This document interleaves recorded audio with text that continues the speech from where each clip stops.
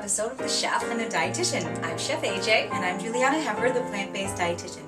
Together, we're the Chef and the Dietitian, and we make healthy taste delicious. So this is how you fell in love with me, was this salad. It is. You remember the first time that you came to one of my classes. This is called Hail to the Kale. It's actually sold at the Whole Foods Market in Pasadena on Arroyo, as is many of my other sugar, oil, salt-free.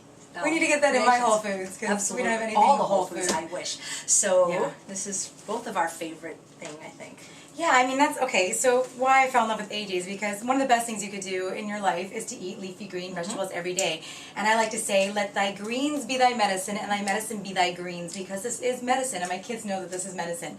And all you need to do is find the perfect way to dress it. It doesn't taste a lot of people won't eat kale by itself, but you found a way to make the most amazing dressing, and it just, you don't even realize you're eating such a healthy green, you know, and it's just like the perfect medium for it because it holds on to it. But you know, this has pretty much everything you could possibly need to be healthy. Tons of phytonutrients. It's a good Makes fan you too. Fan. I know it's a little warm in here. It's got you know, calcium, a ton of calcium. Protein, you name it, it's in here. Is it true the darker the green, the more nutrients? True. So the more chlorophyll, because the green is, the pigment is chlorophyll, and chlorophyll is basically what oxygenates the body. And you want to have an oxygenated body, because then you're going to be able to fight off cancer cells and stuff, because cancer grows. Because there's many varieties of kale. Some are darker than others. True. I mean, but all greens, or even cabbage, have other wonderful properties in them. The isothiocyanates and all these other things that are really good that aren't available necessarily. It doesn't have to be dark green, but yes, the dark greens do happen to have a ton. Do you know how to strip? Show me. Basically, I will use the stems myself personally, but a lot of people don't, so you just hold it. Ann Esselstyn teaches everyone this. Whoop. Now don't throw these away. You can juice them. You can do a lot with them. Whoop. So while Julieanna is stripping the kale, I am going to start I don't do it as good as you do. That's okay. I'm sure you're a great stripper. Okay. So apparently not. I have one in the blender. I have a cup of water with a handful of dates. Again, dates are my sweetener. If you find it's too sweet, just cut back or don't use any. No problem there.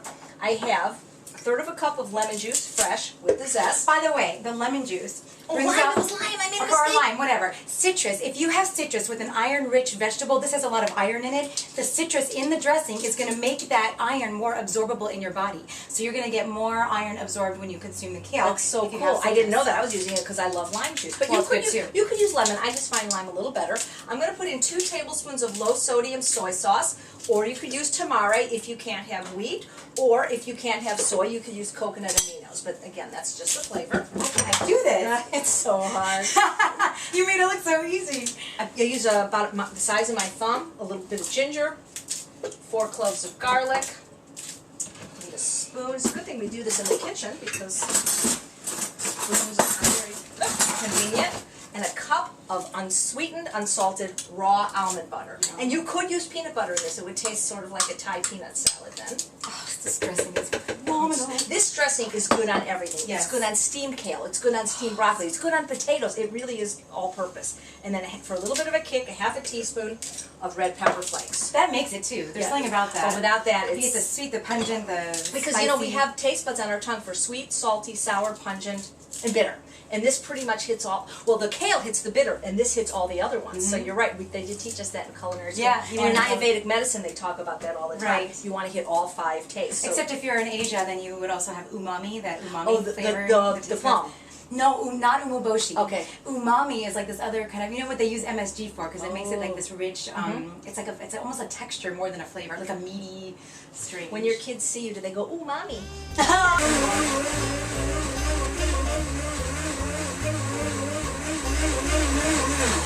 So that was about 20 seconds. You know, you just can't get, in my opinion, good bottled dressings. None. They all have oil. They all have sugar, salt, corn syrup. They just, it's 20 all these seconds preservatives to make your too. own. I always recommend to people that taste your dressing on what is going on. I always have you in my head when I'm doing that, actually. It's so good.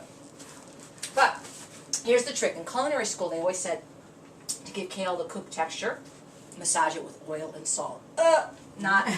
So what I do is you have this little tool called the mezzaloon. Very, very sharp.